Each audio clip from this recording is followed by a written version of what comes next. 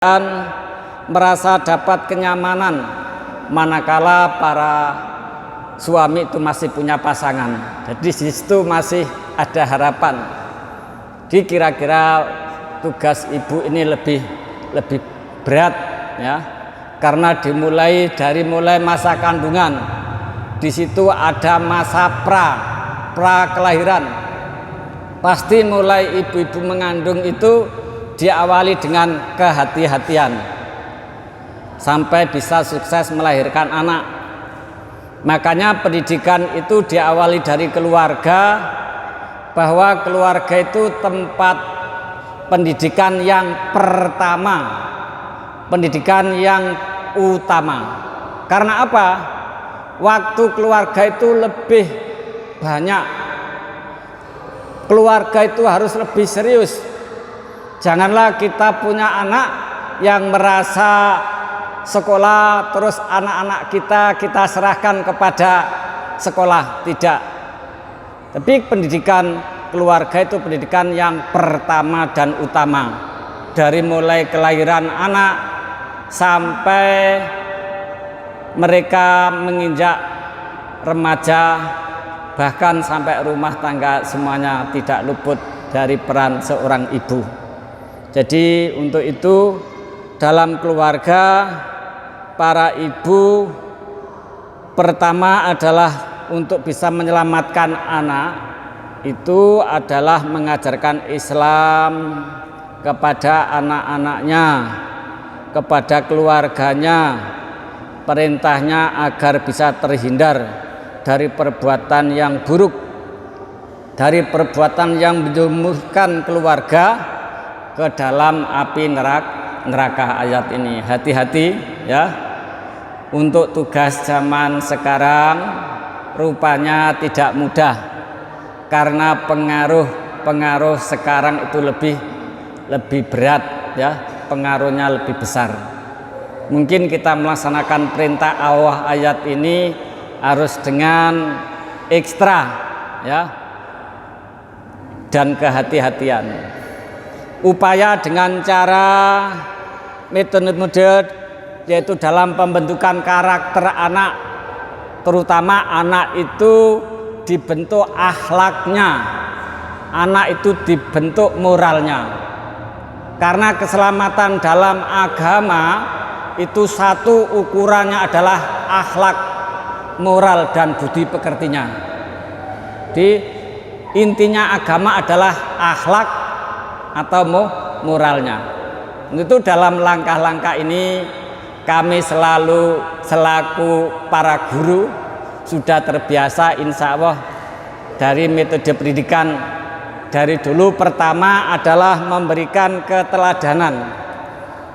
Seorang ibu harus menjadi teladan anak-anaknya, menjadi contoh anak-anaknya. Makanya tidak sembarang kita bisa memberikan contoh kepada anak, tentu harus memberikan teladan yang baik, dari mulai ucapan ya, tingkah laku, sampai apa yang kita kerjakan yang senantiasa dilihat oleh anak-anak kita. Jadi keteladanan termasuk sholat, nah, ini teladan yang baik. Yang kedua, memberikan pembiasaan. Pembiasaan itu tidak kalah pentingnya dengan memberikan materi, teori-teori di sekolahan. Tapi pembiasaan itu sangat kental dengan hasil bimbingan dari keluarga.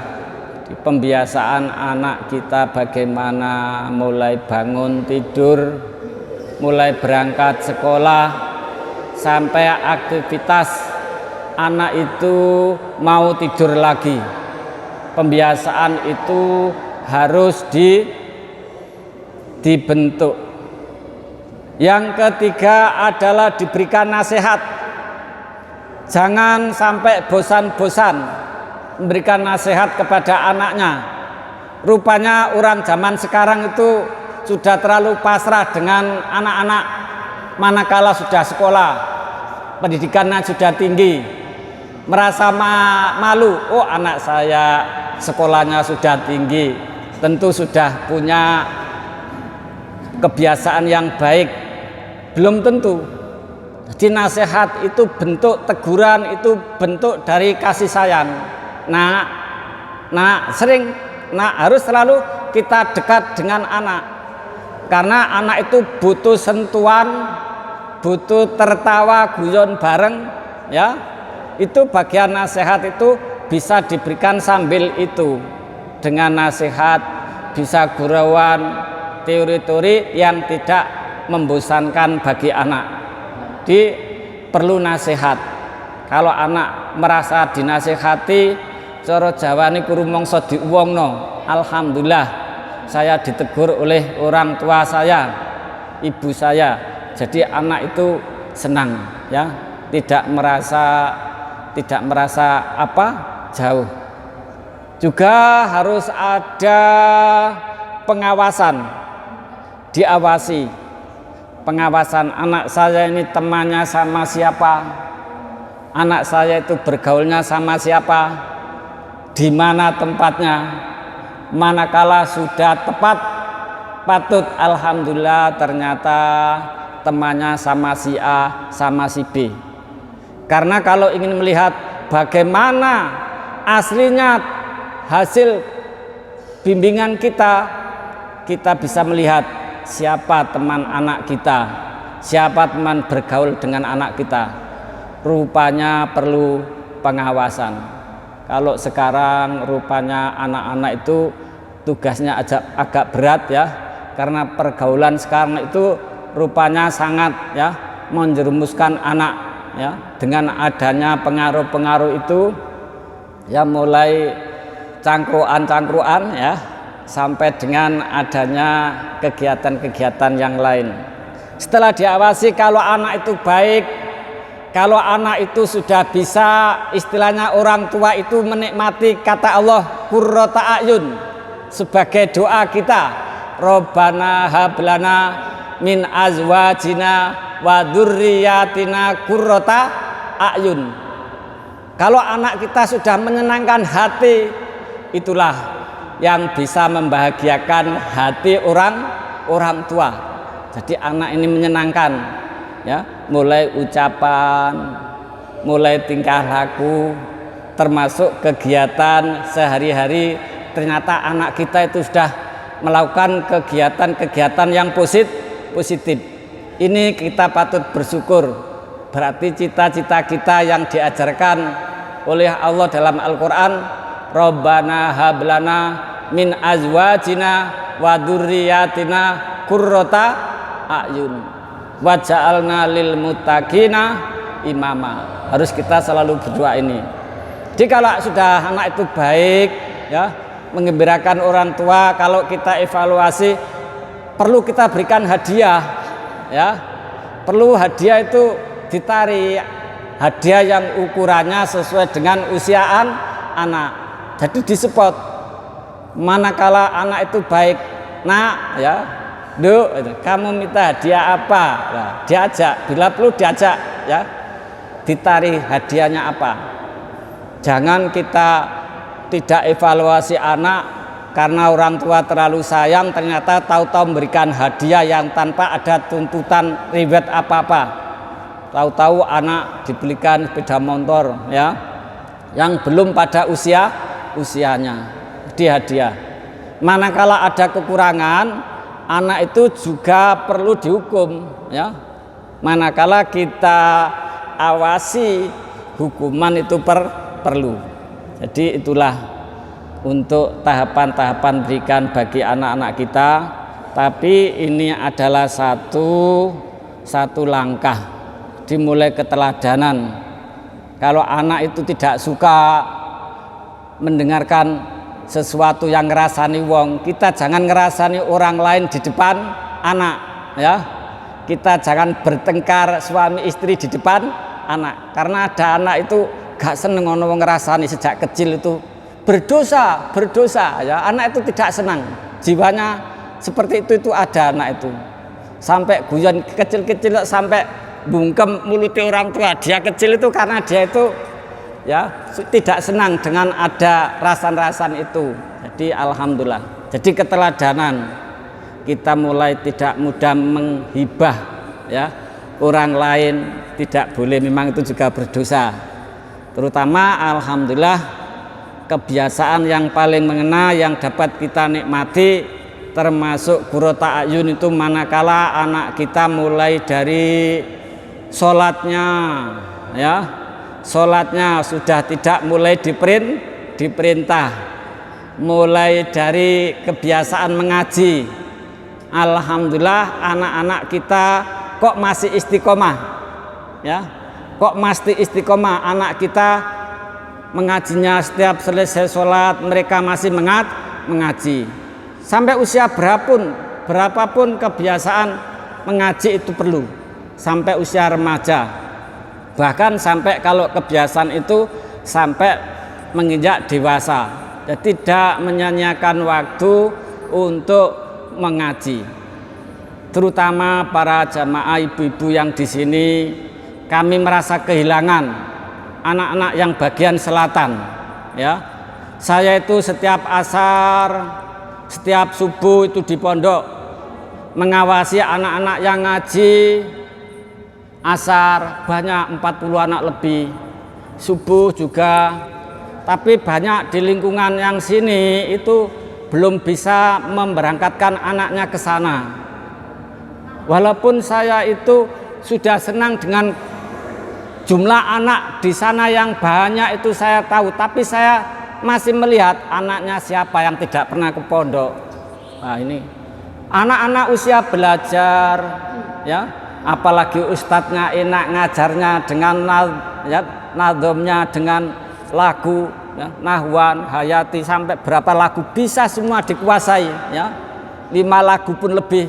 Ternyata anak kita tidak menikmati ya. Jadi alangkah ruginya manakala waktu-waktu itu disia-siakan, terutama subuhnya.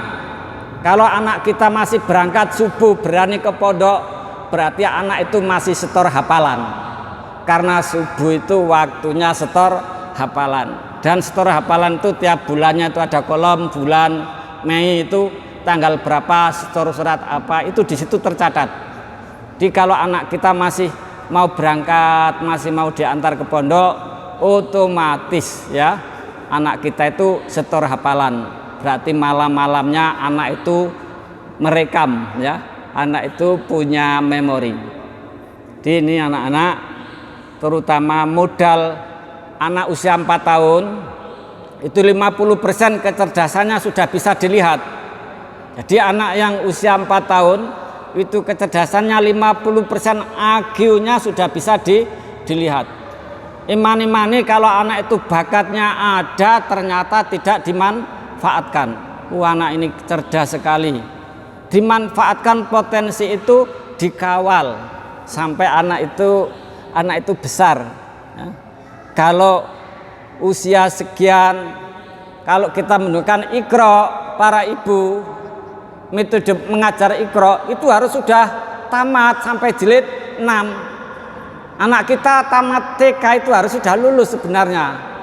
Tapi kalau usia apalagi sudah SD kelas 1, 2 bahkan lebih kok Iqra belum tamat, ya berarti anak itu ya agak kendor ya. IQ-nya agak kurang. Mari kita jadikan ukuran.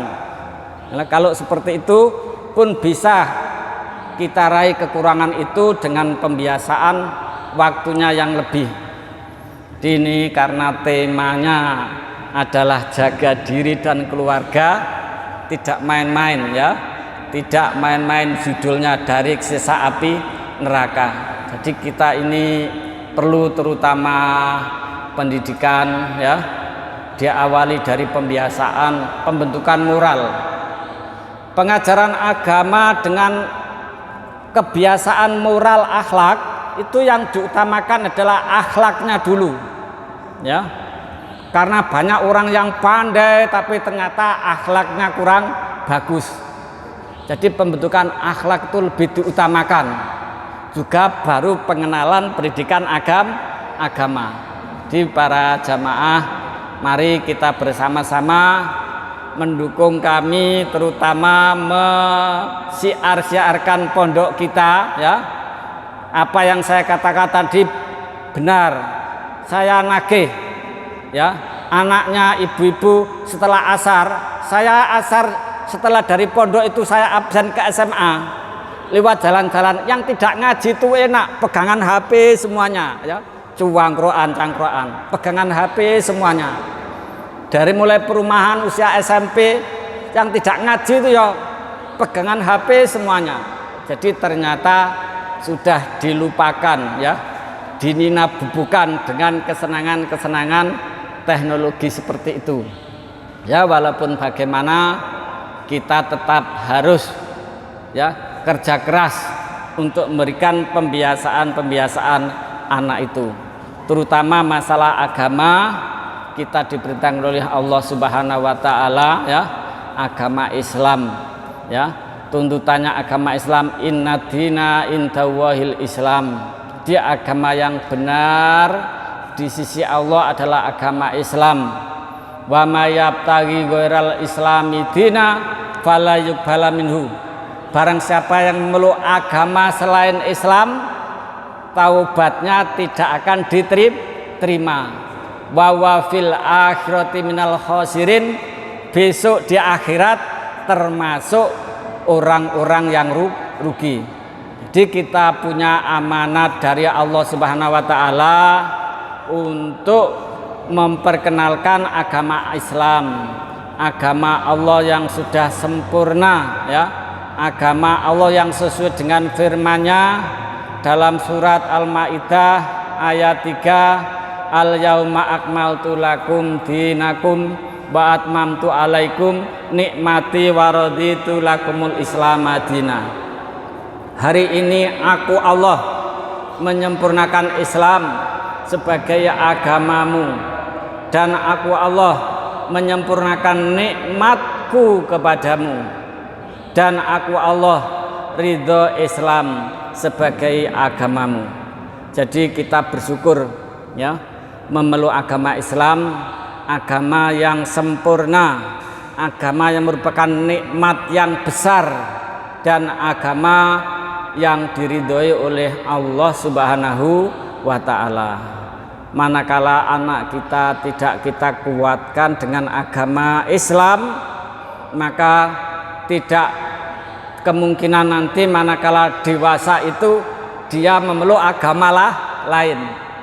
Ada kalau teman agama lain itu seperti orang tuh kilang-kilangan dok situ, ya, keluarga Islam yang keluar dari Islam.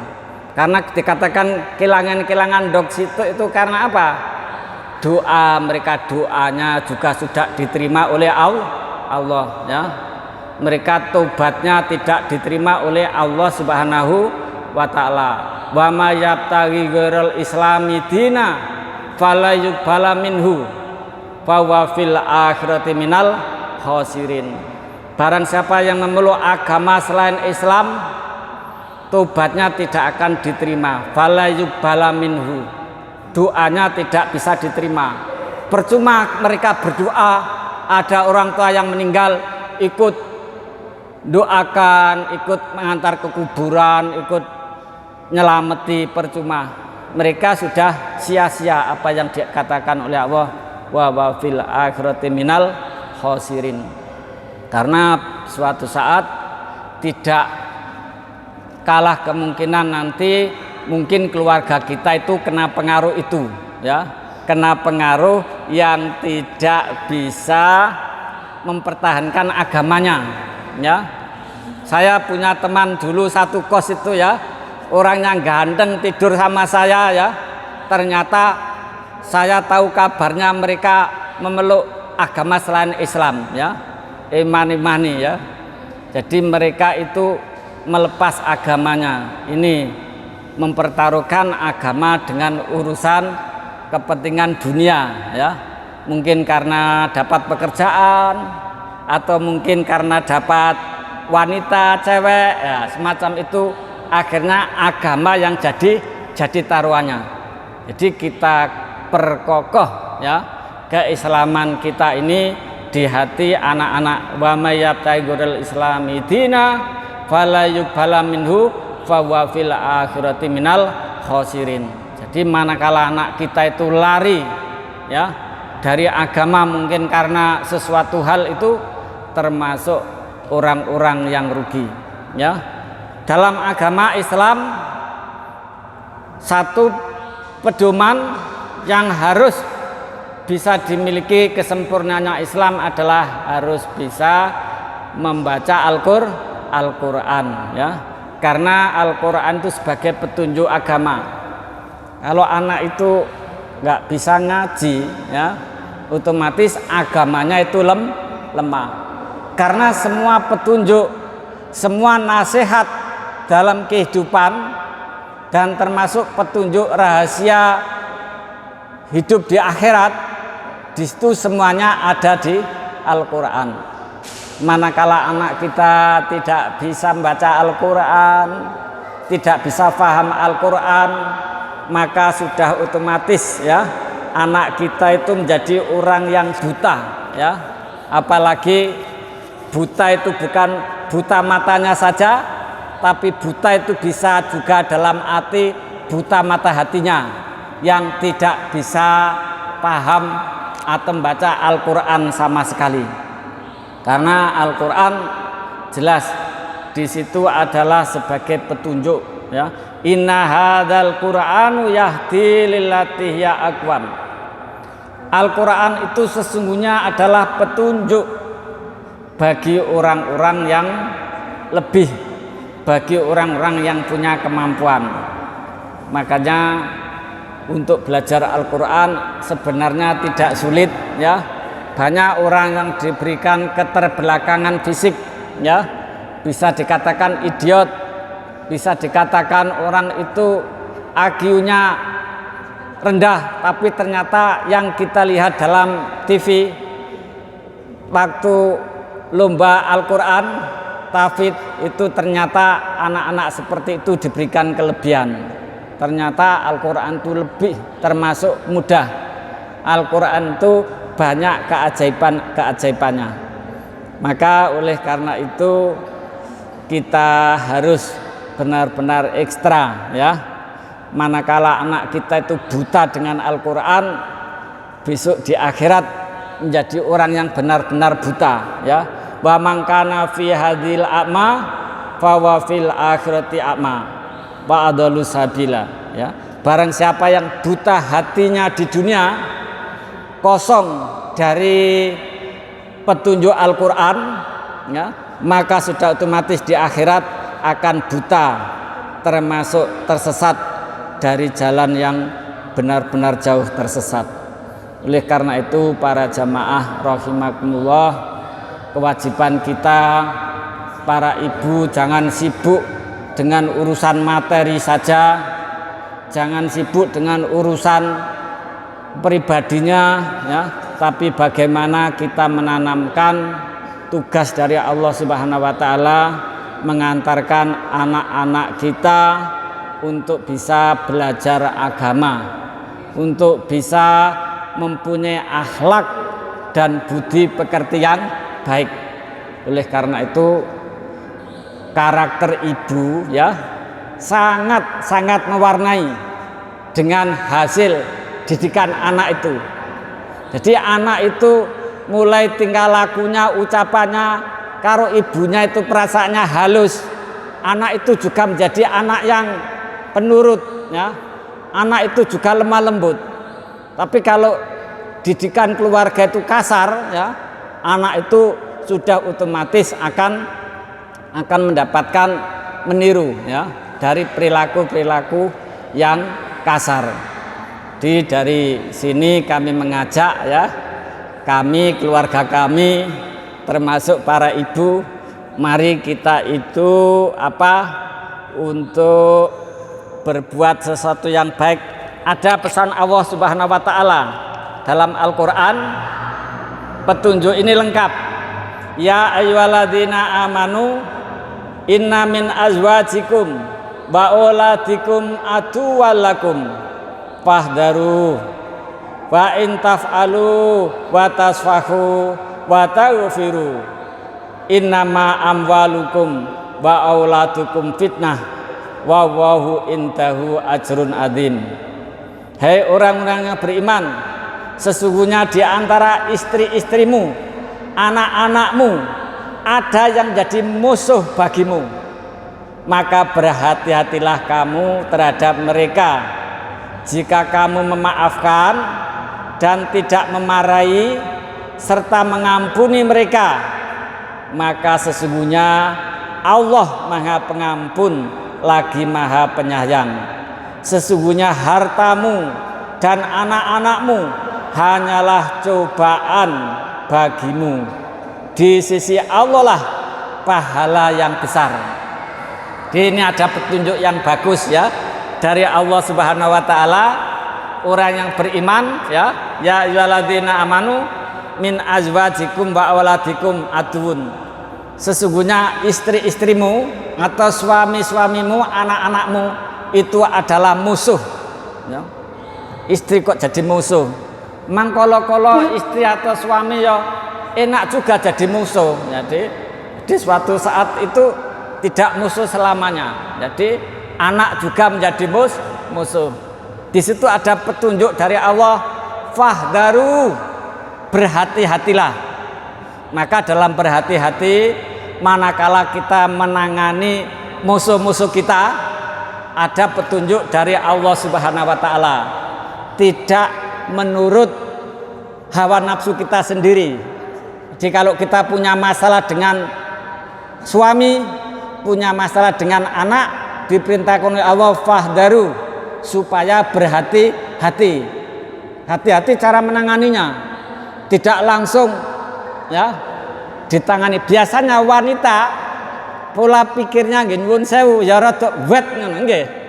Nggih, biasa wet gitu kalau menangani sesuatu ya. Lain dengan bapak-bapak sebelum bertindak biasanya mikir dulu ya. Jadi nyuwun sewu biasanya kebiasaan wanita itu ya kasarnya yang didahulukan ya. Seperti itu nyuwun sewu biasanya ya. Tapi ini petunjuk Allah, disuruh fahdaru ya. Disuruh berhati-hati. Terus terhadap mereka diperintahkan oleh Allah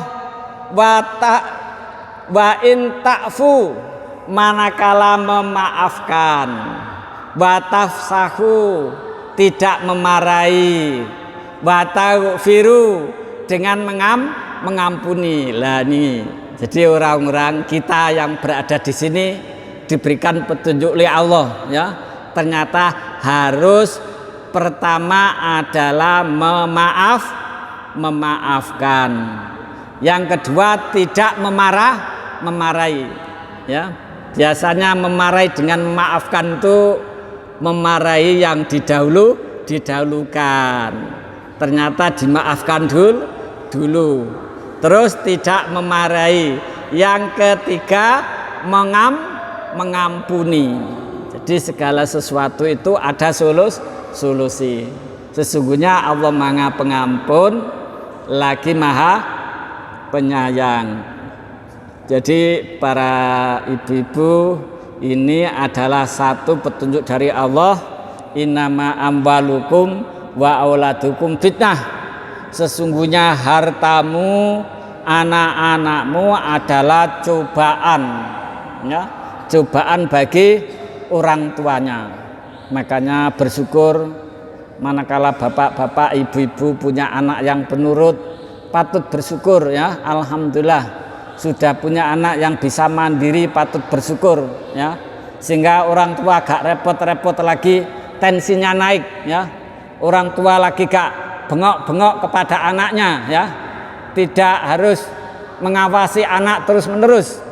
Bersyukur manakala anak-anak kita itu sudah bisa kita temukan sebagaimana harapan Allah Subhanahu wa taala, qurrata a'yun, anak-anak yang menyenangkan hati-hati kita. Mudah-mudahan Allah Subhanahu wa taala senantiasa membimbing kita, memberikan kekuatan kita, bisa mengantarkan keluarga kita, anak-anak kita menjadi hamba-hamba Allah yang senantiasa beriman kepada Allah dan senantiasa menjadi hamba-hamba yang selamat, senantiasa mengerjakan kebaikan-kebaikan sebagaimana harapan dari Allah Subhanahu wa taala, mengantarkan anak menjadi anak yang soleh, menjadi anak yang solehah. Hanya itu tugasnya, ya. Tidak ditarget kita menjadikan anak kita menjadi artis, ya. Tidak ditarget anak kita menjadi pegawai, menjadi apa saja, semuanya rahasia Allah. Yang penting menjadi anak yang soleh, ya, menjadi anak solehah. Fastabiqul khairat. Demikian apa yang saya sampaikan, kurang lebihnya mohon maaf. Wassalamualaikum warahmatullahi wabarakatuh.